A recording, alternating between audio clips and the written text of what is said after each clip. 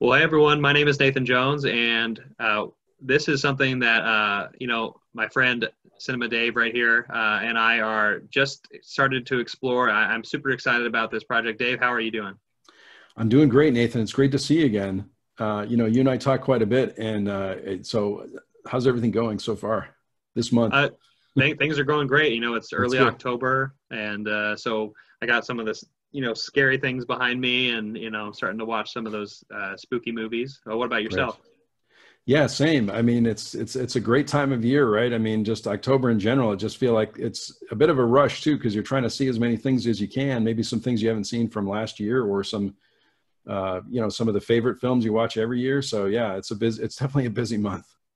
And now we're trying to shoehorn in something that's non-horror related, and it's even better. It's great. Why not, right? Why not add Cassavetes to this? And Exactly. it's it's something that you and I both have been discussing just over chat because we're both. I think when we initially first met, like for the first time over video, I think we talked about Cassavetes a little bit and We thought did, about maybe yeah. doing something with that. Yeah, we did. I mean, I think initially we started to talk about that. We both had this box set, this Cassavetes five films uh, set, which I had picked up, I think, at a sale a while back, and I was familiar a little bit with Cassavetes' work, but I really wanted to study this and really take some time to do that. And so then you and I talked about it a little bit too, and said, "Hey, let's watch a few of the films together and talk about them," because a film like Shadows is the first time I've seen that film, right? I've seen some of his other work and I've seen some things over the years, but I've never really had a chance to go through it from the beginning, which I think is really helpful with Cassavetes and a number of filmmakers. So you and I decided to just, go through the films that way. So, which I think is a great idea. It's great to study films this way. Yeah, no, this is, and like you were saying, like I actually have never seen any Cassavetes, and so I think this would be like a perfect entry point for me. Yeah. Watching Shadows first, obviously, and then we'll also talk about the documentary that comes with Shadows, A Constant Forge. But yeah, no, I was really excited about this because I don't know about you, but I have a lot of box sets behind me, and there's a lot of them that I haven't really even tackled. So like, there's Anya's Varda up there. The 100 Years of Olympics box set, those are just to name a few. There's some indicator stuff behind me. And I'm sure you do have some stuff as well, but Yeah. I don't ever unless I need to kind of set aside some time or at least have maybe the feeling to watch something like this. I need to set aside some time for something like this. And I'm finally motivated to watch Cassavetes. That's great. That's great. I mean, and a lot of times you have to wait to see if you're ready to, to explore some of these films. It takes time to do that. And as you know, because we shared this beforehand, what I end up doing is making a lot of notes like this, right? And so, Yeah, and I you've got your wonder what notes that there was with like. you. Yeah. And so I found myself, furiously watching Cassavetes, writing things down as quickly as I could, and which is really helpful just to remember specific things about it. So I don't know if we want to maybe kick it off and talk about the documentary a little bit, which is on the first disc. And maybe as we go through this too, I was just looking ahead a little bit because all of the discs have some supplemental material on them, and so Hmm. we'll probably want to watch that as well. We're Yeah. kind of making up the study as we go along here, but so the documentary is 3.5 hours, and I have to Very say, long. and as we said, it's called A Constant Forge. And one of the things, and I don't usually read reviews or anything like that, but I was on my Letterbox account, which I don't know if you have Letterbox, but I have an account, and there's a link on my YouTube channel for that. But I happened to be looking at some of the reviews, and one of the random reviews said that it's really long. I mean, it's very long, and of course, many documentaries like this, to me, they're very complimentary to the director, right? So after you get through the first hour and a half to 2 hours, you're like, I get it. We love Cassavetes. Right. We both love Cassavetes already by this time. But I will say, even that review, I felt like the last hour is really important. So if you're watching the documentary, make it through the last hour. There's a little bit of a period in there, to me anyway, and I want to hear your thoughts on it, of course, too. But to me, like around the 2 hour mark, you go, yeah, we understand. We love all this work. It looks great. We're really excited about it. But then you're kind of like, wow, this is really long. And, but you've got to persevere and make it through the last hour. So I don't know what you felt about it, but of course we can get into the details because I love some of the stuff that's talked about in the documentary.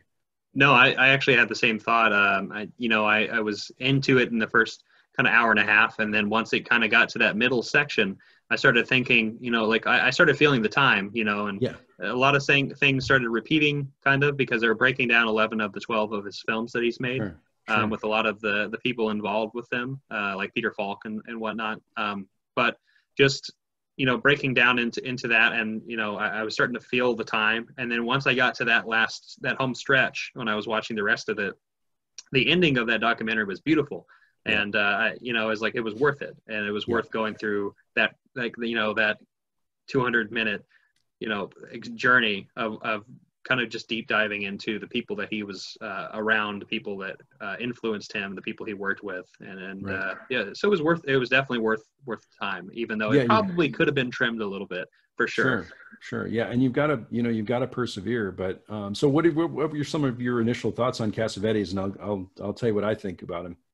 So I definitely watched Shadows first, before I watched the documentary. So I definitely went in kind of knowing that he had some kind of improvisational, independent spirit about him, where Yeah, he had a lot of non-professional actors, and obviously, eventually, you'd get someone like Peter Falk, right, where you would have somebody who was a little bit more professional, a little bit more, I guess, theater-based, yeah, and people that were a little bit bigger deals. Like, and I know Sean Penn was in this documentary as well. right. So it's influenced a lot of people in Hollywood after the fact that he made a lot of films, Sure, right? And a sure. lot of the independent stuff. But yeah, no, I think watching A Constant Forge, I definitely had this mindset of going into somebody's mind of like, well, this guy's an artist.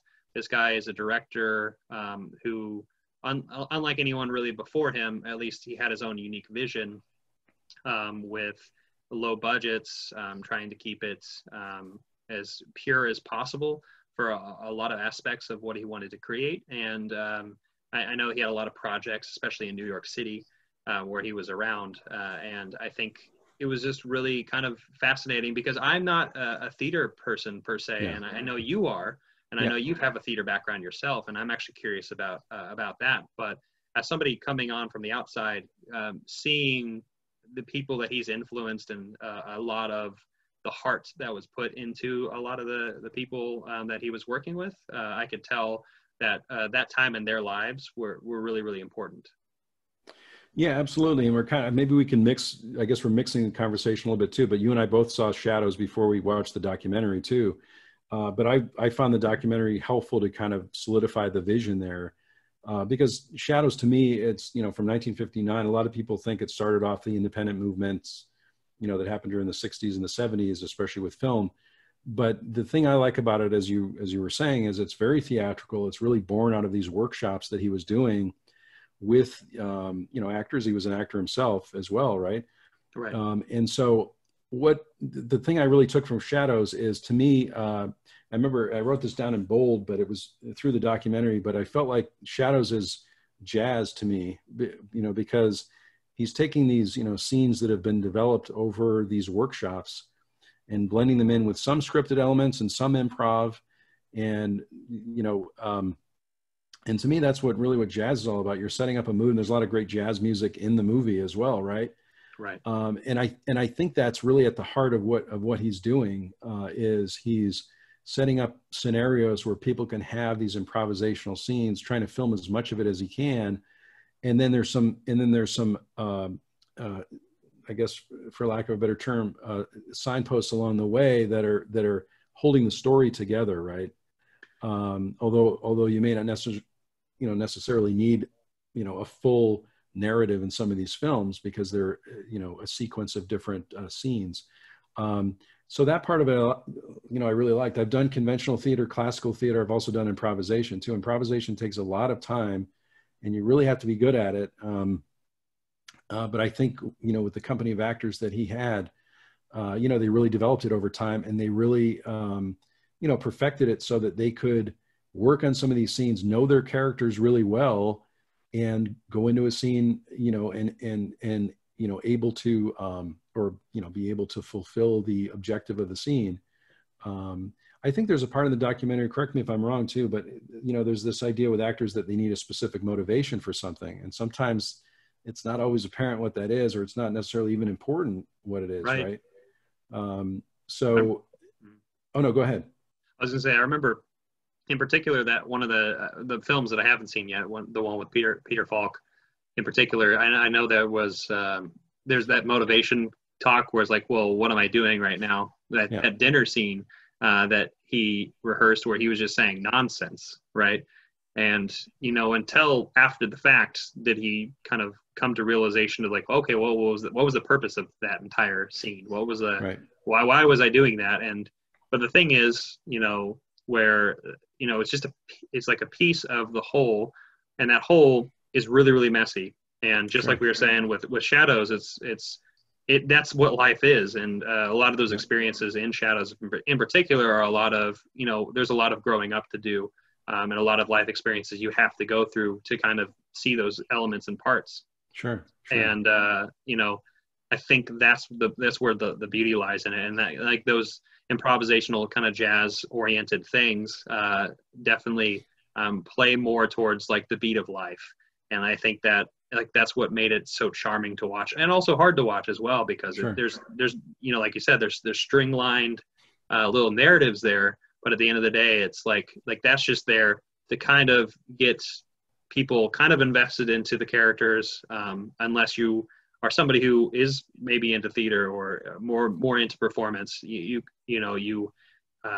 can see both elements of the different types of audiences who might react to this film. Sure. And so as you were saying too, it takes a lot of patience to watch the film sometimes, right? Because you're not really sure where it's going or what it's going for. One of the things I wrote down from the documentary is love is the primary emotion, right? That's the thing that Cassavetes is really looking to explore with all of these things. And there's this idea of, in fact, I wrote this down too. And this is, again, I think lends itself to this jazz idea, is that there's like this explosion of revelation and then a pulling back, right? So you see like this explosion of emotion and something happens, and then there's a pulling back. So you're constantly, again, for lack of better words here, poking the balloon of reality and looking at love in a different way. And so I think he does that really well. And it really takes a lot of patience in terms of the audience, right? Because you're really challenging the audience in many ways without giving necessarily the full narrative. We're seeing where something is going. And Cassavetes doing the same thing. And that's, as you were saying, that's exactly the way life is, right? You might make a plan, you might decide to do something and it works out totally different than what you expected, but there's some beauty in that too, right?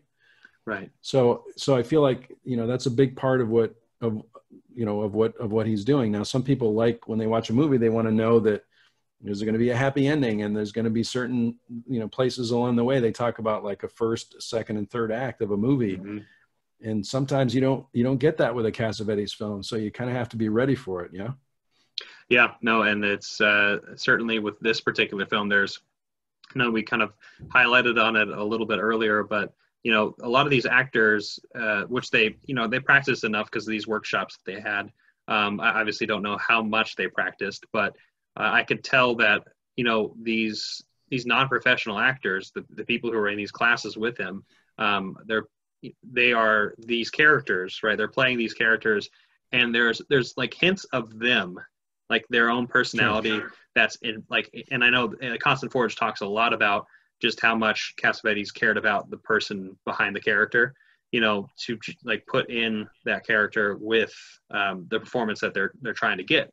Sure. And that's the thing that like really kind of stuck out with me, is like, well, you know, part of me is like when I was watching Shadows, part of me was wondering like, well, these actors and actresses, you know, they're putting themselves a little bit into, you know, this the performance of theirs, and like I can't tell if some of it is fictional and some of it's non-fictional. And, you know, I think that's the beauty of like with acting and just in general, is that's to be a really good actor, or even somebody who is just still trying to figure out how to, sorry, the doorbell just rang and now I'm just completely gone. But like when you are putting yourself in a performance, you know, those special performances, that's where, you know, you get those highlights of brilliance where you can kind of believe this person in front of you. And sure. I think Cassavetes did that really, really well. Well, but also it's like it's exactly what you were saying too. Life and art kind of blending together, right? And I mean, he had people over at his house, filming, and they were filming many, many hours during the day and night, right? So obviously, you're going to have some blending of the person and the artist, and it's all in one. Life imitates art, art imitates life. You've got that, um, circle constantly moving, and so even the again in the documentary, right, they portray him as a very dynamic change agent, if you will, or a guy that just had a lot of energy when he was in the room. And so you've got a group of actors that that want to work with him, that want to please him, that want to contribute to what he's doing. And it can be very challenging too, right? As I was watching the documentary too, having been involved in theater productions too, when you're working on a theater production, you're working as a group, as a family, and you're creating this thing that's going to be live on stage, that is going to be presented at a certain point. Many times, obviously, when you're making a film, you might shoot the beginning of the film, you might shoot the middle of the film, you might shoot the end of the film. It's all in these little segments. And I think he was trying to break that. That's one of the things he was trying to do, is break the pattern of that. And I really felt like the troupe of actors that he had was like a theater performance. In fact, he even talked about a time in his career when there was someplace, I think in Santa Monica, I'm not sure if I had the location right there, but there was a theater that they built up for this, series. It was only like a certain amount of time. And I don't think they filmed it at all. It was just a way to raise money, I think, partly. And it was one price, no comps or anything like that. They just let all these people in, and apparently it was really good. It would have been great to see a film of that. But anyway, to me, the way he's making films is the way a theater troupe works when they're building a production to, for opening night, right? And opening night is one of the names of the films here too. I was really excited when I'm looking ahead here. I'm trying not to look ahead, but when I look ahead, Woman on the Verge of a Nervous Breakdown. Yeah, I think that's the last one in the box. Which is ironic with the name. Yeah, yeah, exactly right. And there was they were showing clips of it, and of course, there's a theater production. I haven't seen the film yet, but there's a theater production, it looks like, that's happening in the film itself. I was most excited to see A Woman Under the Influence, which I think I've seen parts of, in the past, but that to me looked like the most dramatic of all the films so far. Anyway, I could be totally wrong, but I think the idea with this, the study is that we're going to do 2 films at a time, from here. So this time we're doing Shadows and the documentary. Next time we'll do Faces and A Woman Under the Influence. And then the last 2 will be A Killing of a Chinese Bookie and Opening Night. So that'll kind of wind up the set there. But, so anyway, I don't know where I was going with that, but. Well, I think overall, this documentary, Constant Forge, is definitely a good kind of introduction. I mean, honestly, it could be something I can revisit after watching all the films. That way I can get a little bit more context, obviously, too.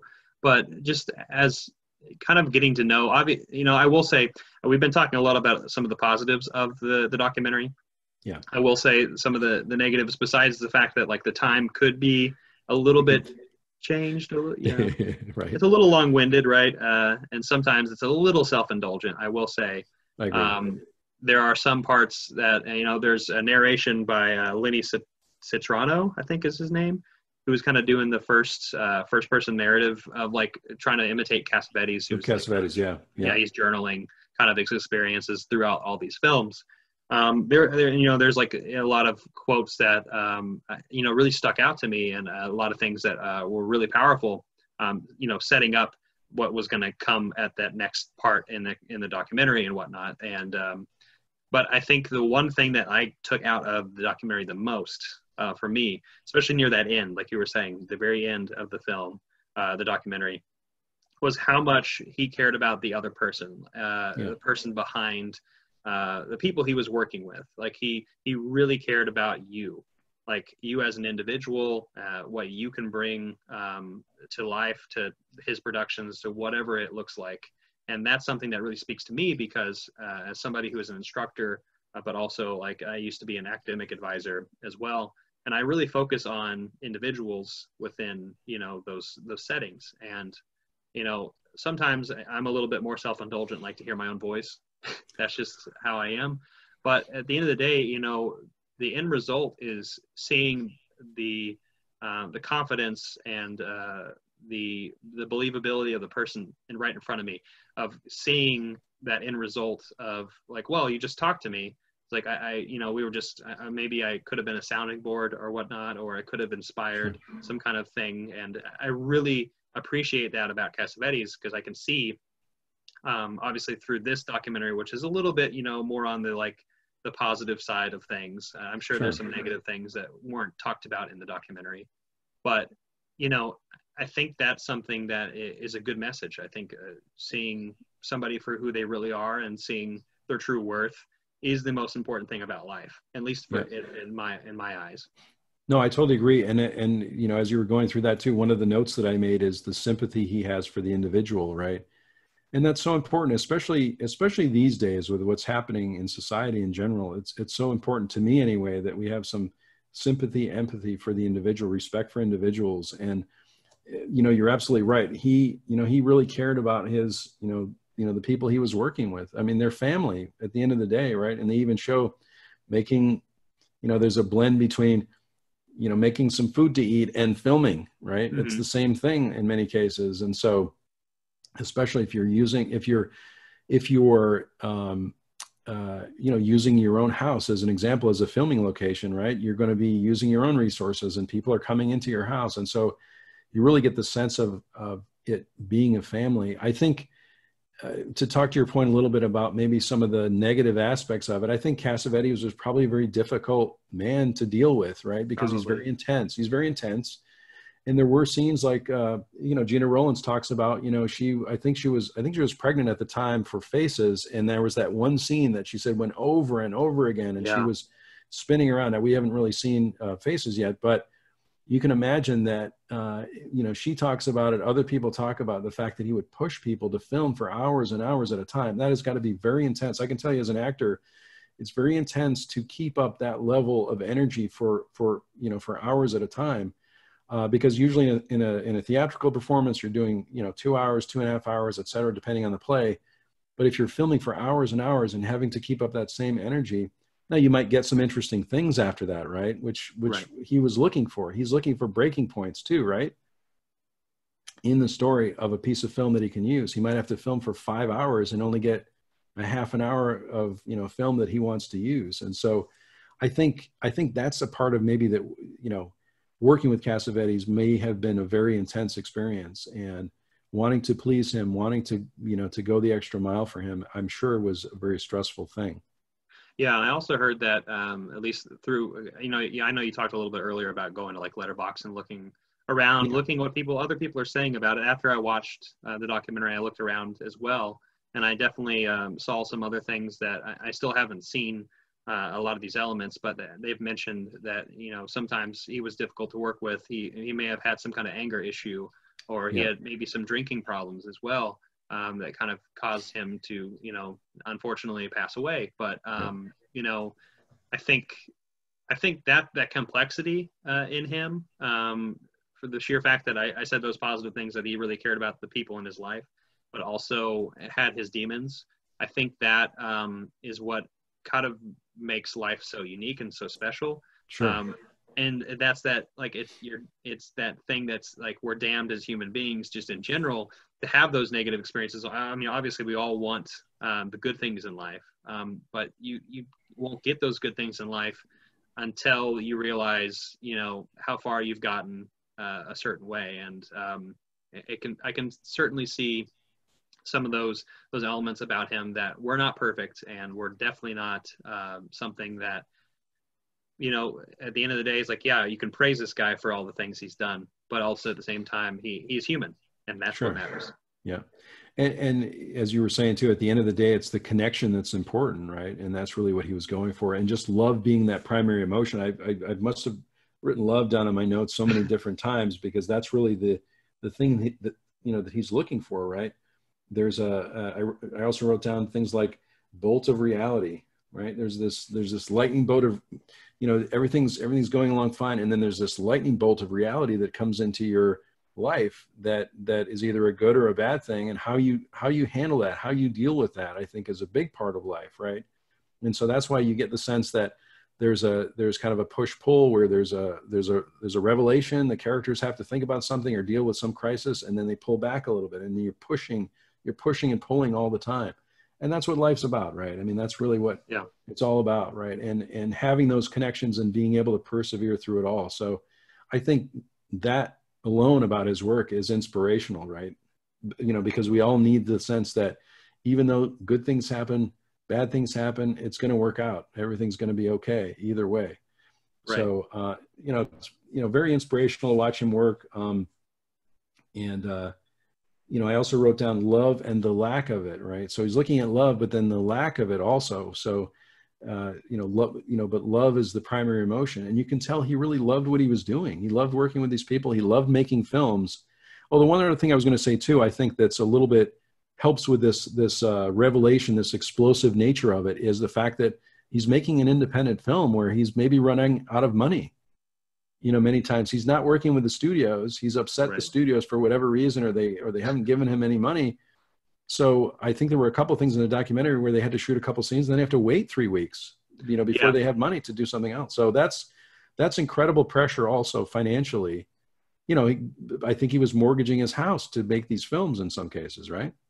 Yeah, and I mean, as somebody who's never made any films, and somebody who is, I mean, I've had some financial issues myself, and like everyone else. But as somebody, as somebody who's never created art or put like kind of where my money, where like my vision is, or really putting myself out there for something, that's got to be very, very challenging, especially with the finances, which is really strange because he was constantly fighting that financial battle, but also he was offered finances for a lot of things too, but he would always turn them down as well, because he wanted that artistic vision to be as pure as possible, and it's this weird damned if you do, damned if you don't kind of mentality that he had. That's where that complexity was really interesting, because he definitely needed the money to do things, and he ran out of that ability to do some things, and at the end of the day,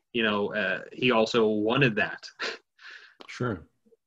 Yeah. I mean, they talk about him, he was an actor, so he would go make a film. He was perfectly happy to make something silly or something entertaining, and then use that money to put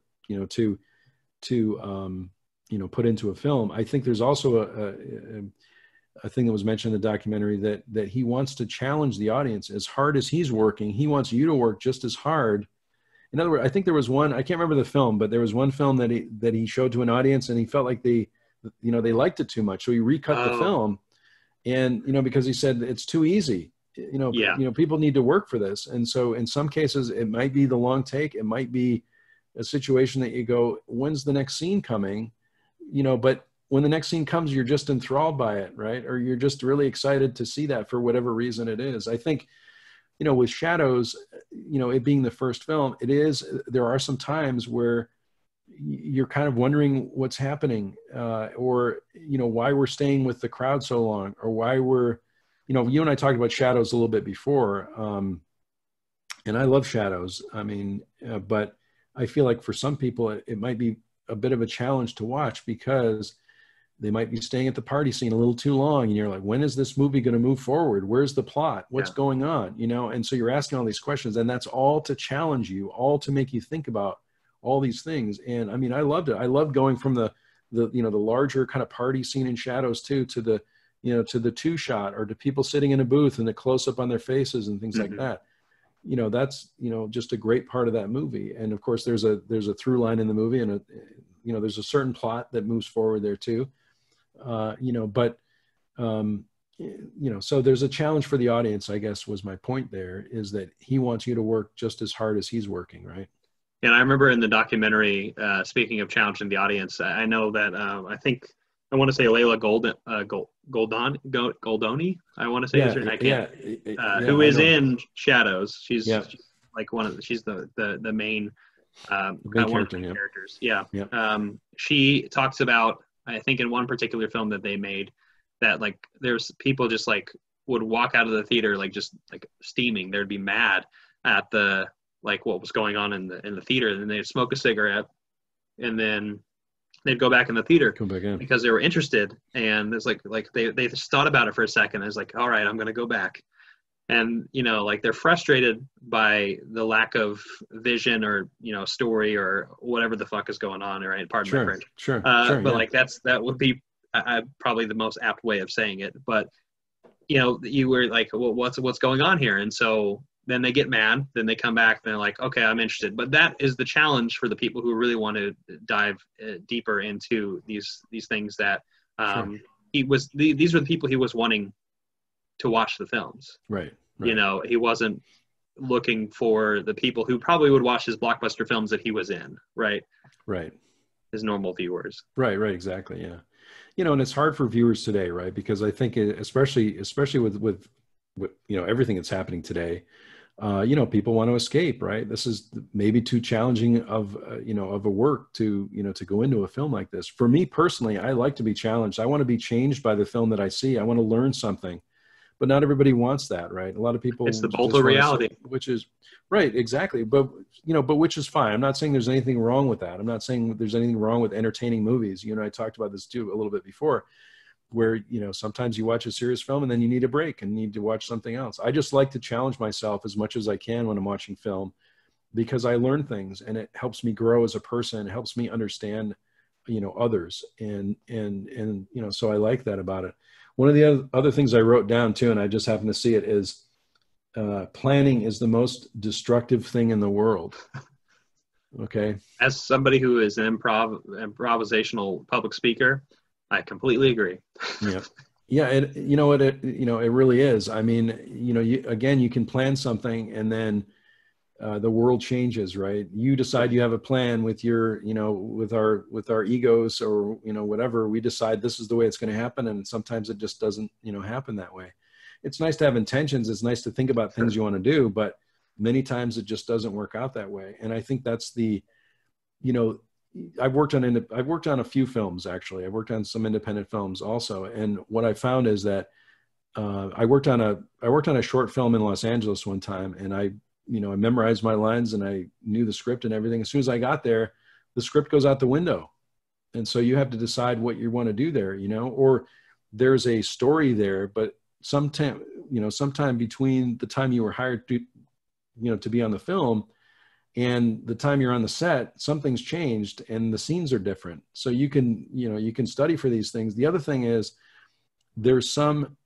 most groups of filmmaker, or, you know, the filmmaker and the cast and the crew, they're looking for some magic to happen during the filming process too. So you've got a script, you've got kind of a map as to how you want to do it. This may be not, you know, true for every film, but the few films I've worked on, you know, there's some improv element to it. There's something, you know, the sunlight comes down a certain way and they go, that's a great shot, we should get that. Or, you know what I'm saying? Like there's certain things that happen, or something will break on the set, or you'll be working with a car, let's say, that you know, runs out of gas or something. And you have to do something. You've got people there on the set to do it. So you're trying to look at these happy accidents as a good thing, rather than, oh, we planned all these things that didn't work out that way, sorry, you know. But life is like that, right? Exactly. If you can kind of play the hand that you're dealt, instead of complaining about, I only have a pair of twos or whatever. I'm not a card player, but I'm just saying, you know, instead of complaining about this hand that you're dealt, just playing that hand, that's more important, right? That's the key to the whole thing. So I think he does that really well. And I'm glad they put that in there, because you can tell the way he works too.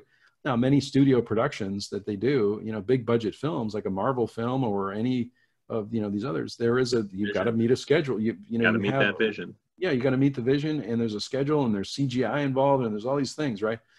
So he didn't have to worry about that. But so, you know, this totally speaks completely to what I do, because I teach public speaking, right?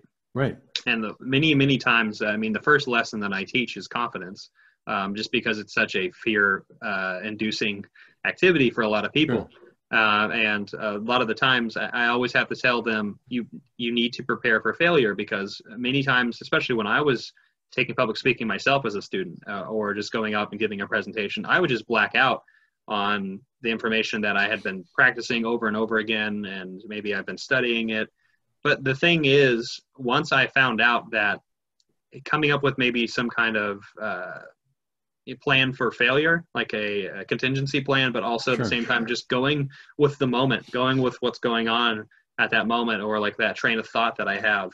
I take that and I put that into a lot of the stuff that I put up on YouTube, but also a lot of the stuff that I have in conversations of everyday things. And it takes a while to do that, but once you see like the importance of like whatever hand you're dealt with, whatever information you're dealing with at that current moment, whether it's acting or giving a speech or whatever, if you can take hold of that situation a little bit better and kind of, even if it's not perfect, even if it's sloppy and it's messy but it's okay. That's the thing. That's right. It's okay. Yeah. And like, as somebody even who grades speeches, I have a hard time of like failing students who are at least trying, even if, I can tell they're trying to, maybe get through something that they've been practicing for a long time. I'm a little bit more forgiving of those situations, just because I know that feeling that they're going through, and I totally empathize with that. So and it's a fear, right? I mean, public speaking is a fear. It's a huge fear that people have, right? Right. See, we're having to improv in the video today. I know, and it's wonderful. I love it. So that's right. You want to talk a little bit more about Shadows before? Sure. Yeah. I like I said, I really enjoyed the film, and I feel like there's so many great things about it. Just the, getting back to what I was saying in the beginning, the jazz parts of it, I really feel like are really important. And just, there are a couple of lines, I think, you mentioned her name, Lelia Goldoni, if I got that right. She mentioned that there's a couple of scripted lines in the film that are in key moments, right? But I really, like I said, I felt like I was really drawn in a way that I haven't really been with many other types of films, and that I felt like I was part of the party scene. I felt like I was in that apartment that they were in. Mm-hmm. When you have this kind of, when you're relaying these kind of intimate things, you feel like you're almost like, you're there, even though the camera's not really doing anything particularly exciting maybe, but I felt like I was part of that. I was sitting with everyone at the booth or whatever, and so I think, that also lends itself to something we were talking about before about, the individual. It's very inclusive. The films are very inclusive. You feel like you're there, that you're part of the story. So that's one of the things I really liked about it. I don't know about you, but I mean, I've only lived to about 30 years of my life, but watching this a little bit later on in my life, and I may even have a different perspective when I watch it when I'm a little bit older, but I think going to those small intimate scenes where you are involved with some of those things, I've been around things like that. I've been around, where it's like 1 or 2 o'clock in the morning at a Steak and Shake, or with my friends, and just, kind of going through adolescence and seeing what that looks like, or, experiences at parties where it's really awkward. And even though I was definitely not much of a partier, my life, I was more introverted in those tendencies, and I would rather, be okay and not get in trouble, personally myself. But I definitely have been around those kind of moments, so I can relate to them a little bit more as you're growing older, getting through those really difficult times in your life. Yeah, I mean, when I was younger, I never really enjoyed going to parties. But if I did go to a party, I would be the person that would talk to one or two people at the party. I like getting to know someone really well versus a whole group of people. I don't really do well in a group of people, but that's just the way I was also. Again, just being introverted, and I'd rather know somebody a little bit more in detail than I do, having maybe more superficial connections with a lot of people at the party. I'd rather, meet a couple people, know a lot about them, and then I had a good time, right? And I guess maybe it's a safety thing for me too, because I'm not used to being in a large crowd. I never really went out that much when I was in high school, nor today, right? I mean, I'm pretty much home watching movies, Nathan, like you. So yep. I know you're out a little bit more than I am, but but I do think that that's one of the reasons I connect to film, I think, in a little bit of a different way, because I feel like in many ways when I watch a film, I feel very connected to these things. Or if I'm not connected, then maybe that's not not the film for me. I mean, those are the things I'm looking for today when I watch a film. Now, again, you know, that's not all the time. Sometimes you want to watch, you know, Scooby-Doo, like we said, or you want to watch, you know, an episode of The Big Bang Theory or something, and you're okay with that as entertainment. But for the most part, I'm looking for connections in the you know, the films that I watch or TV shows that I watch, right? I'm looking for that. Yeah, no, I couldn't have said it better myself. And I think Shadows is definitely an excellent first film for him, because I know I said this with you the first time we kind of did this when we talked about doing this Cassavetes kind of breakdown. Sure. But I had watched Peter Bogdanovich's The Last Picture Show before I watched this, and this film came out about 10 years after Shadows. And I actually noticed a lot of similar elements, at least in my eyes, that Peter. I think Peter was even in Constant Forge a couple times. I can't remember. He was in there. Yeah, he was. Yeah.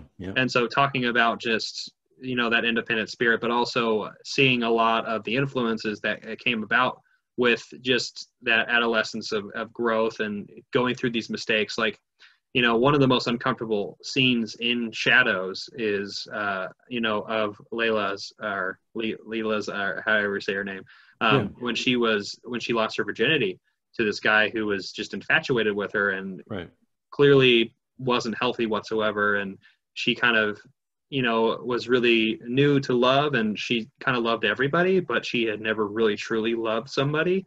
And so there was this really strange feeling that because she was with this guy, and this guy reciprocated, but in a really dangerous way. And especially, you know, as I guess the story kind of through line, you can see this guy was definitely a problem with, you know, kind of damaging her a little bit with this moment, but also it's like it's a key moment in her growth, right? And she had to go through that. And that's the unfortunate thing about something like watching that, because you're right there for that moment, and you're like, this is something I don't want to sit through. This is not something I want to experience, especially if you want to escape for something. It's really hard to watch, you know? Yeah. And she mentioned that that's one of the lines that was, you know, scripted. I think she mentioned that in one of the, you know, the supplements, right? The line that she says after that, which is basically didn't meet her expectations, right? Which I think maybe that's a common experience too. We have an expectation. Again, this gets back to the planning part too. It's like, kind of like you have this vision, this plan, and it turns out to be not, you know, I think a lot of people can relate to that, right? You know, certain things you plan in life and certain things that you have a certain expectation of, and it turns out to be totally different. I think that's, you know, that's a common thing we all experience, I think, but. Yeah. And I think it was done very, very well. And I enjoyed all those, like the ups and downs of this film. That's the thing that I enjoyed, because it's just, it's very like jazz. I mean, I don't know, we've said it a million times, but it's got all these highs and lows to it. You know, like there's this really great relationship between a manager and one of the main characters that I absolutely love, with like the oldest brother. And I love the ending parts of the relationship, where it's kind of like they've been hanging out the whole time, kind of just shooting the breeze, you know, not getting anything too serious, just like they were around other serious things going on with their sister, like his sister and his younger brother, but not until kind of near the end where it's like, hey, like, buddy, I got to move on. You know, if we're just shooting the breeze all the time and not doing anything to make you or me money, but also like it's putting a strain on our friendship at the same time. But then there's that comes full circle when they kind of forgive each other, and then they get super excited and happy to be like right there with each other. And like that part is just like, it's like you kind of need those kind of fights to realize how important that other person is. And I love that. Yeah. And and again, isn't that a hard conversation to have with friends or people that, you know, right? You can really relate to it, because you might have this kind of a push pull with maybe a friend that you have, where, are we going to continue with this friendship? Are we not going to continue with this friendship? You know, what does it really take? You know, do you want to stick around for the hard moments? Do you want to move on? You know, I also really enjoyed that, you know, that scene too. You know, one of the scenes that was really uncomfortable for me is when the boyfriend of, I can't pronounce her name, Lelia Goldoni, meets the brother for the first time, and that awkwardness too, and that lack of inclusiveness. And, you know, he's, the brother is black, and he didn't expect that, I don't think, right? And so you Mhm. see that awkwardness in him, but then you also feel uncomfortable too, because here they have this good relationship. He sees something that he didn't expect, and it changes what he does. Instead of being inclusive and respectful, and what can I learn from this, and how can we be, together as a group? It doesn't really matter if you're black, white, it doesn't matter, right? I mean, that's the way I feel when I see it. Sure. But for him as a character, it obviously, there was an impact there. And then she's disappointed, but you can see it on their faces, right? I just remember that one scene where he has a look on his face as soon as he meets the brother that is very awkward and very, it's a shame, really, to see that. Yeah. But I think there are these moments in the film that we can definitely relate to. So Yeah, and I know this because obviously this is 1959, so there's a lot of Sure. transition, especially with race relations, especially Right. during this time, is very tumultuous.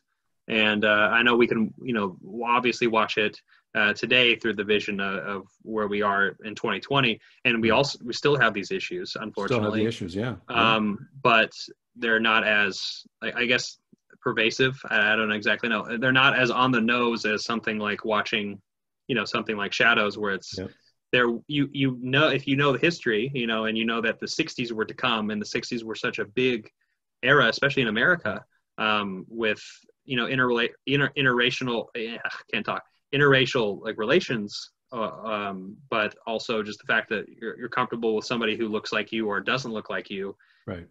and how much that can change. And it is an uncomfortable thing to watch, and Yeah. it's something that, with our mindset, we're like, why is this even happening right now? Why is it? Yeah, exactly. Why Yeah. is it an issue? Why is it an issue at all? Right. Yeah. Because I don't know about you, but I was raised in a way that I want to treat every individual as somebody, so they have something to offer me, Yeah. and I have something to offer them. If I meet them and they put their trust in me, and I can trust them, there's something I can learn about Exactly. them. Right. And And you're right. Exactly. Yeah. No. Go ahead. Finish. Yeah. I was just going to say, I'm very thankful that I was raised that way, just because I've had so many friendships from around the world, to be honest, and I'm continuing to, gain friends, and like it's a never-ending cycle. And I also, at the same time, like my friends, pop in and out of my existence, just like kind of what the very end, that last scene that we were talking about the Sure. manager and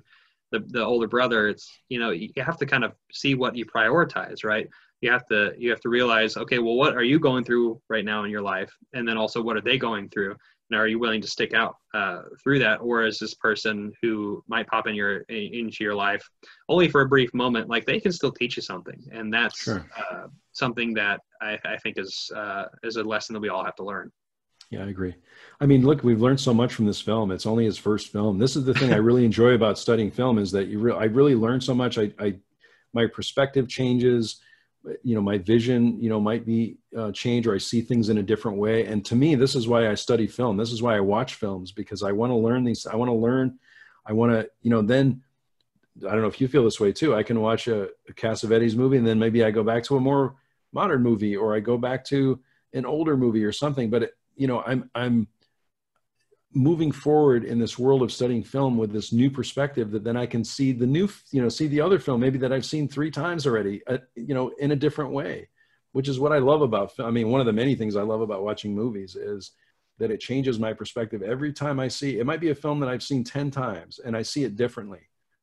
So, and the fact that a filmmaker can do that for you is huge, right? Right. You can't, if I go, like I said, I'm not really knocking any of the Marvel movies, but if I go see a Marvel movie, it's a nice roller coaster ride, but I'm really not changed in any way by it, right? I don't think about it later. Cassavetes, in this documentary, in Shadows, I can say over the last couple of weeks since we've been talking, I think about it every day. I mean, how does a filmmaker do that, right? I mean, it's an amazing, talent. So, and I'm sure many people will not see these films either, right? But for me, Sure. It's so important. So I'm really enjoying the study so far. It's great. Yeah, me too. And I hope everyone who's been watching this too has enjoyed it as well. I don't know about everyone who's watched this, if they've seen these films, the documentary and also Shadows, but have seen any other Cassavetes. But, I don't know about you, Dave, but I kind of want to know what people in the comment section have to say about, Cassavetes in general, but positive, negative, whatever it is. I'm kind of curious. Yeah, let us know. Let us know. What films you've seen. If you've seen, maybe some of the films. This is not all of his films in the box set either. So if you've seen some of the other films, let us know your favorite, or let us know if you have a specific feeling about them. If you learned something, that would be great to know. Especially as you and I go through this. I think we're going to make a few videos about Cassavetes. Certainly. So, and I was even prompted. I know we talked about this before, but I was even prompted to pick up this film from 1984, Love Streams, which I know I've read that it's important to have this film in any collection. So I'm excited for this one, and I haven't seen it yet. Now, this is not in the box set, of course, but this is, after I watch the documentary and Shadows, I go, I got to have that film because I want to see it. Yeah. So anyway, yeah. Oh, go ahead. I was gonna say I'll probably be getting Love Streams myself too. So and there's some others we have to get to probably. I think there's a couple others, at least in the Criterion collection. Husbands, I know, as Husbands, one. Yeah. But so. I've had a good time. I think what we're gonna probably be trying to do is this one will be on my channel first, and then not too long after when we watch the second and third film, or I guess the second and third film in this box set. Yeah, we'll put it up on your channel. Sounds good. Going back and forth. And I'm sure we can even do two each. Obviously we have this video, and then we might have Killing of a Chinese Bookie and Opening Night on my channel, and then we could even do Love Streams and Husbands on yours. So this, I think this would be a good idea. No, that sounds great. I think so. Next time we're going to do Faces and A Woman Under the Influence. Right, those are the two next ones in the box. Right, yeah. And then we'll do one more, and then we can decide how we want to, do the others too. But I'm really excited about it. I really appreciate the opportunity, Nathan. I know you and I talk, quite a bit. I love your channel. I think it's just amazing, and I really look forward to your videos. And we were talking about this beforehand too, but I really feel like on YouTube and on Instagram, I feel like there's a lot of people, just like in Cassavetes films, right? We all kind of support each other. We all talk to each other in a way, and I consider you my friend and part of the YouTube family. So I really, I just wanted to say, thanks for that. I really appreciate it. So. Well, ditto, my friend. I am so happy, and I'm very blessed to have so many new faces in my life, and also just older friends that I've seen over the years. Someone like Stephanie, who's a mutual friend of ours, who I've known for a long time, but I've never really gotten to know until recently because we've been really active, during something that's going on in the world today that I think has really kind of prompted us and to show how important these relationships are.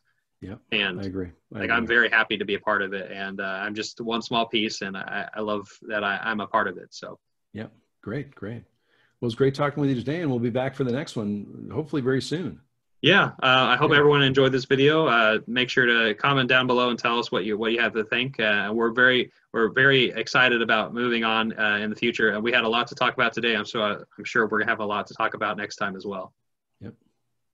All right. Well, thank everyone for watching. We'll see you all next time. And have a good one. Yeah. Thanks so much.